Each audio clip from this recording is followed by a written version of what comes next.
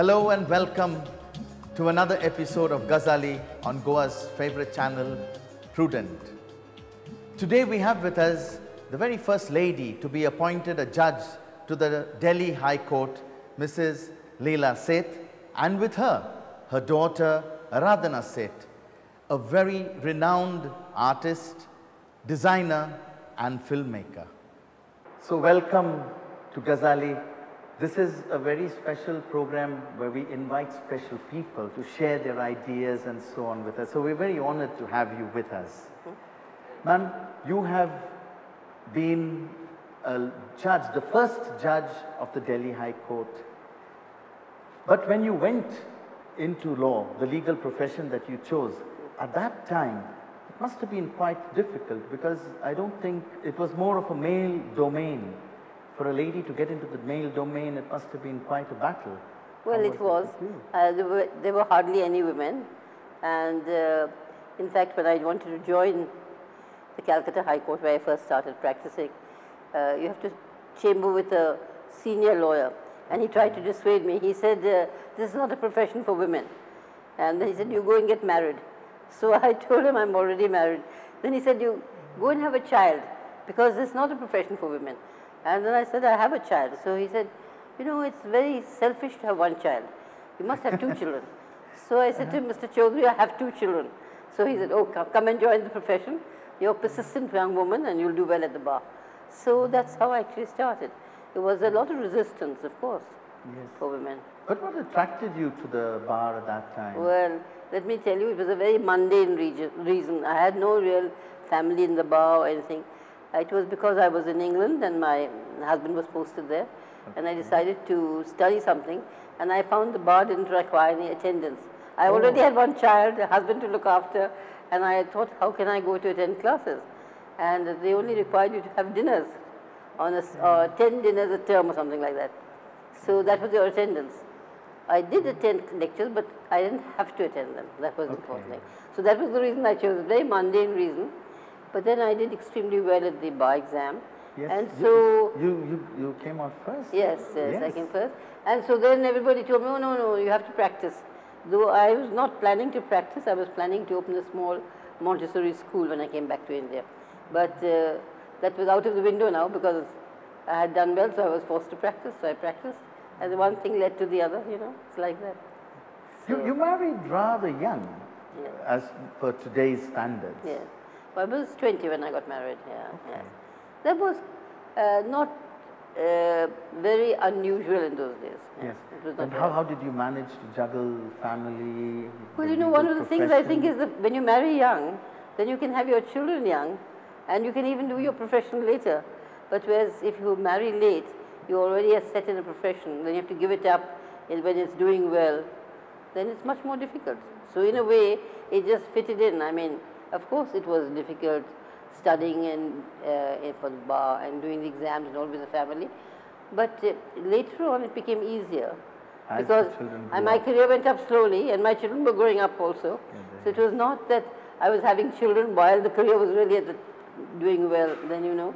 So it sort of worked out. Yeah.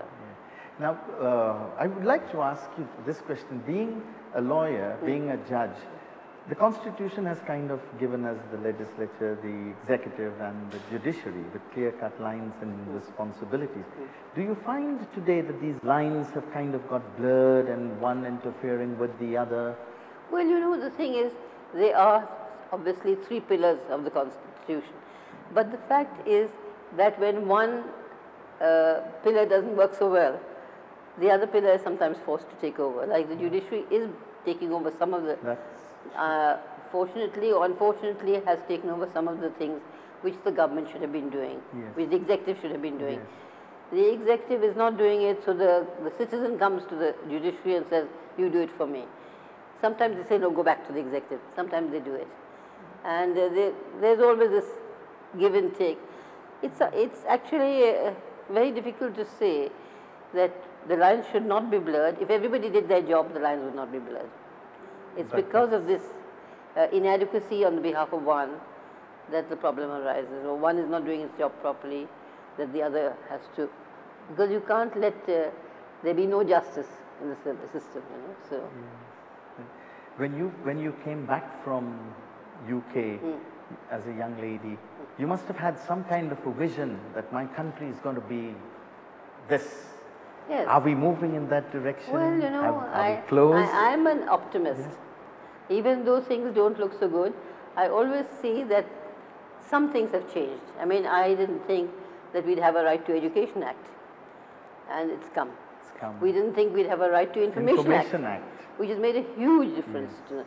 So things have changed, not as fast as we would like. And on the other hand, there are things like corruption and other aspects which have kind of pulled us back, you know. So casteism, corruption, these things are pulling us back. So it's a question of trying to balance and push forward. We're not going as fast as we would like to go. Yeah, it's sad, you know, when we have a country with so much of potential, wealth, potential and everything, and you know, every step of the way we go one step forward, two steps backward. Yes, absolutely. Yeah. You've been blessed with 3 wonderful jewels, 2 amazing boys, a very lovely lady, and all doing extremely well, renowned. Must be making you very proud, doesn't it? Yes, of course, it makes me proud. And I feel that they have to do their own thing. So each of them is doing a profession which they chose. I mean, none of them have gone into my profession. That's what I was going to ask her, Aradhana, with such a dynamic mother and a mother who's done so well in the legal profession, how come none of you chose to follow? I think that, I mean, I contemplated it at one time. Did you? But very, very early on, I think just because all the law books look so attractive around the house, and I thought it might be of interest, but I found that I'm much more interested in the visual medium. So I tended to go in that direction. I was looking at your paintings and I mentioned to you your work. You've taken absolute day-to-day things like nuts and bolts and screwdrivers and torches and made them pieces of art, and you've really brought them to life. What made you go towards it? Did you know very early on that probably this would give you happiness? I started, I went to film school, and I was trained as a documentary filmmaker, and initially I did a lot of work in documentary filmmaking and production designing movie sets, which I continue to do. But I think in the process of the production design work, I was very often in 20 homes to choose one home into which we would shoot. And during that process, I realized how things seemed so mundane at one level, but are so important in people's lives. Like the Godrej Almara, which is omnipresent in homes of all sizes and spaces, and how people keep their most prized possessions, whether it's their quilts, or the mechanic keeps his tools, or the monks in His Holiness's monastery keep their robes, or people keep their land papers. And so I felt that these are actually iconic objects of not in what they physically represent, but what has gone inside them, what people are protecting, what they are holding dear. And so along the way I began to realize that these objects of everyday use are very special, and they're actually more special sometimes than the very fancy objects. True. And that was one aspect. And then the other thing is about changing times, about how a cassette player is like the center of people's lives, and you know, people send each other very beautiful music, discs, little cassettes with things that they've compiled, and suddenly the cassette player is out. And a new thing has come in, and a new thing has come in, and so it's also about consumerism and about politics and other other ideas. Yeah, one thing when you said about the cassette player that struck me, if we ask a child of today to draw a key, he would probably draw something square, because nowadays that regular key that we thought of is no more. You take a car, you've got those press button things, and you know. And I'm sure that a child will even ask, what is this object? Indeed. You know, what is this cassette? What is this? You know, because they're only used to seeing iPads and iPods, and which also exist, because we are living in that time as well. As children, being creative, did they you know, mess up and make your life a little difficult? Because I think all three of you are, including Shantam, isn't he creative? I think they are creative children, but I think as children they were as creative as other children are. All children mess up houses, but I think each one chose their career or their line when they were a little older. Okay. Yeah, they decided what they want to do. Like Vikram was going in for, our elder son, he was going for economics, and then he suddenly decided he wants to be a writer or a poet. And Aradhana was, I think at one stage, joined a firm to work as in an advertising firm. Oh. And then she realized from there that she liked the film aspect of it best.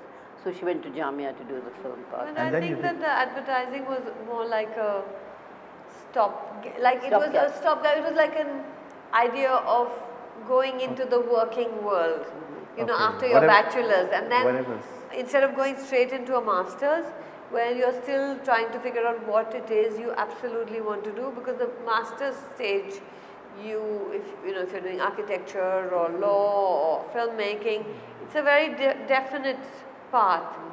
And so, you know, I didn't just want to do another master's. I didn't feel like I wanted to specialize in something. So this way it kind of helped you find your niche, what exactly you wanted to do by getting. And advertising, did it in any way contribute towards like figuring out, okay, this is probably what I'm more for? Actually, what I did was, for the first 3 months I went from department to department. I was a trainee, I was the chief flunky. I mean, I was the youngest person in the office. So I went for 3 weeks to account servicing, 3 weeks to copywriting, creative, 3 weeks to the film department, 3 weeks to media planning, which was also very interesting for me. Like what, I realized then that the Malayalam Manorama, for instance, is a huge influence on the coffee drinking habits of people.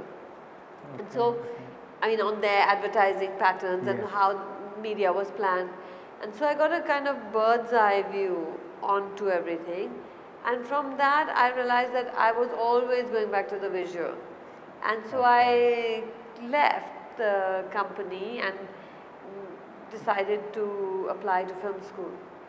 And you also dabbled a little bit in architecture, or? I'm a production designer. I design movie sets. And that includes cinema, lighting, architecture, the entire design, artwork, because it's like creating a space.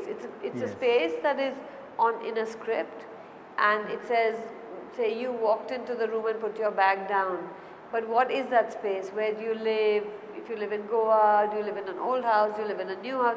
So you start thinking about the characters, and that's in already existing spaces. And then sometimes you create totally new spaces, which are from your imagination.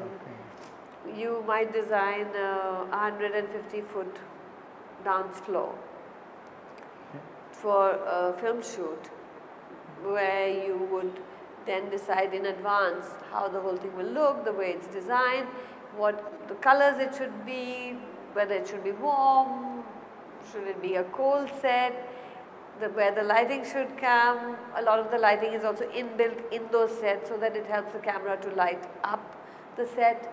And normally they're used for these larger dance sequences. Yes, yes. So the